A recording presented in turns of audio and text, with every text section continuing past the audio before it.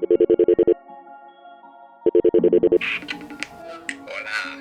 Hey Stu, what's happening, man?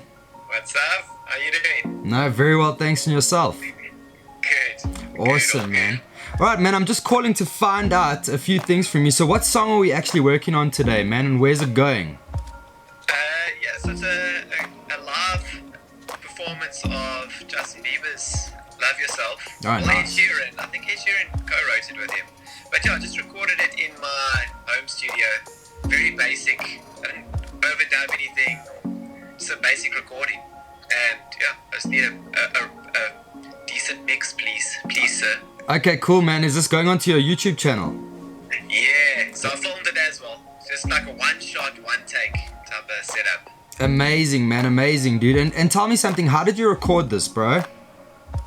So I used a Shure 7B on the vocals, and then I used an AKG C1000 sort of pointed at the 12th fret, roughly at the 12th fret for the guitar, and then I also DR'd the guitar, and I just ran it straight. I'm using the Apollo, so I just ran everything straight into the Apollo, straight into Logic. I didn't treat it on the way in, put it that way. All good, bro. All good, man. Well, listen, let me get to the mix, and I'll send you something soon, dude. Lovely. I look forward to it. Cool stuff. Have a good one, man. Cheers. Cheers.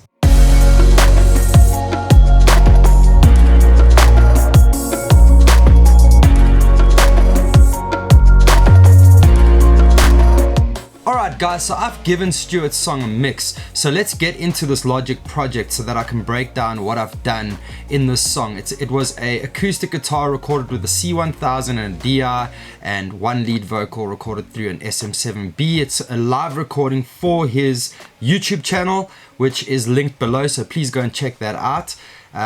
Yeah, it's really cool. So let's get into the project and see what we're working with. Okay, so the first thing that I have done in this project is I have sent the C1000 guitar microphone and the DR of the guitar to a bus, and that is where I'm applying all my effects and reverbs and stuff. And I've sent the lead vocal to a bus as well, where I then have my vocal chain going on. And as you can see on my master bus, I've got a bunch of things applied here, which in my opinion make the world of difference to my final mix. But I'm going to take all these plugins off, everything, so that you guys can just have a listen to the raw signal that I received from Stuart. And then I will activate all the plugins so that you can have a listen to the mixed version of the song. And then we'll go through everything and talk about what I've done.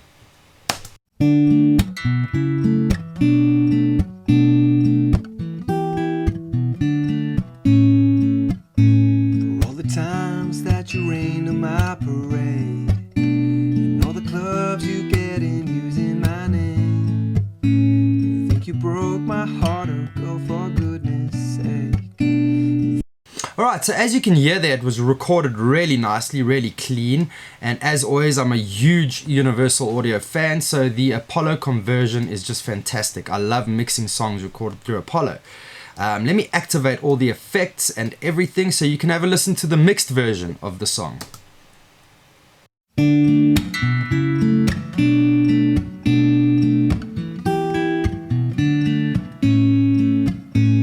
all the times that you rained on my parade, and all the clubs you get in using my name. You think you broke my heart, oh girl, for goodness sake. You think I'm crying on my own without end.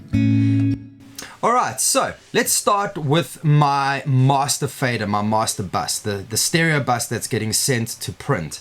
The first thing I did was I just applied a little bit of SPL passive EQ, which is from the Plugin Alliance group. I just boosted it by 15k at around 1.5 dB at 15k. The next thing I did was I applied the Universal Audio 670 Fairchild Legacy, which is an awesome compressor. I really love it. So I'm going to play this track for you, and I'm going to bypass the compressor and I'm going to activate the compressor just so that you can have a listen and hear for yourself what a huge difference this compressor makes to the final mix.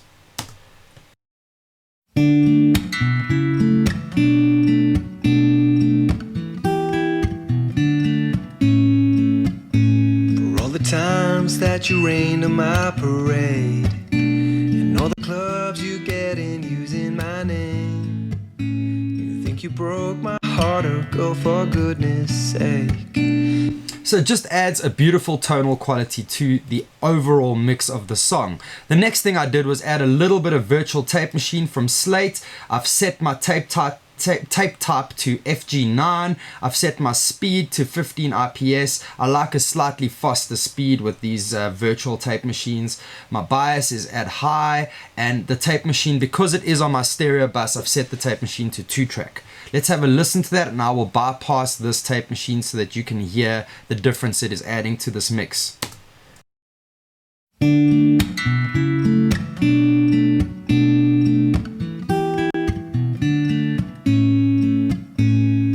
Times that you rained on my parade, and all the clubs you get in using my name. I just enjoy the characteristics that this tape machine adds to the song. The next thing I did was I applied a Slate Limiter just to bring the song up to volume, and I've got my WLM sort of meter from Waves, which I use to basically just monitor the level that I'm sending out for print. So I think in this song I'm running at about -15 LUFS because it is a YouTube video, so I don't want to over limit it. I still want it to feel live and real with not too much limiting happening. So let's play the track so we can just see how much limiting is getting applied and what our output gain is. Times that you rained on my parade, and all the clubs you get in using my name. You broke my heart, oh girl, for goodness sake. You think I'm crying on my own without end, and I didn't want to write a song. So there's not a whole lot of limiting going on there, just a little bit to bring it to volume for YouTube. Alright, the next thing, let's have a look at the lead vocal bus and see what we've got going on here. The first thing that I always do with live recordings is I create a general room sound reverb, and that is this reverb down here. I've used Chroma Verb to create the sound of the room, and I have watch the video of the song. So if you play the song with the video over here, you'll see that the reverb sound of the recording sounds like it fits the room that you're seeing in the visual, and that is this Chroma Verb, which I've applied to the lead vocal and the acoustic guitars over there in bus 4, just so that they feel like they're coming from the same room and the same source. Times that you rained on my parade, and all the clubs you get in using my name. So there's really no point in adding a massive stadium verb to a intimate in-studio recording or in a bedroom style home studio recording. So I've just applied a bit of room to make it sound like the guitar and the vocal is coming from the same place. The next thing I did was I applied a little bit of capital chambers, and I've actually used the L. Schmidt The One setting, which is this one over here. It's a preset in capital chambers. And this is just to get a bit of reverb tail on the lead vocal and the acoustic guitar over there. That is set in bus 5. Alright, so let's have a look at the chain. The chain that I've applied to this lead vocal, I've just put a de-esser on wide at 4.1K with very little going on there. Then I applied another de-esser at 8K, 8.5K to be exact, just to clean up those high frequencies. But once I had de-essed this lead vocal, I found that I was missing a bit of character in the high end. So I used an SSL EQ and I boosted at 10.3K in the high frequencies. In the high mids, I boosted at 3.5K because I always find that the vocal pronunciation lies in that area, that 3.5K area, and I'm using a sort of medium bell on that. And then I've done nothing in the lower mid frequencies and the low frequencies, and I've just applied a high pass filter at the bottom at 62 Hertz to clean up all the low rumble and stuff that we don't need. The next thing I did was I applied a bit of the UAD 1176 SE Legacy compression with a medium attack and a fast release with the ratio set to 4. So let's have a listen, and I'll bypass this compressor so you can hear what it's doing on the lead vocal. For all the times that you rained on my parade, and all the clubs you get in using my name. You think you broke my heart, oh girl, for goodness sake. So it's about between -5 and -7 dB of gain reduction going on there. Not too much because I still want it to feel real and alive and like it is a live performance. Alright, the next thing I did was I applied a C6 multi-band compressor on my low frequencies, sort of my lower mids, 128 Hz to 250 Hz, where I'm doing a little bit of compression there in order to just clean up the low rumble in the voice that tends to come from an SM7B. So let's have a listen to that. For all the times that you rained on my parade, and all the clubs you get in using my name, you think you broke my heart, oh girl, for goodness sake. You think I'm crying on my own when I am, and I... So you can hear the difference that that's making when I bypass it and activate it. It's making a huge difference. The next thing I did on this lead vocal is I applied a little bit of limiting, not more than 3 dB of limiting, with the release set to 60 in the L1 limiter made by Waves. So let's play the track back and I'll bypass that and activate it for you so you can hear the difference that's going on there.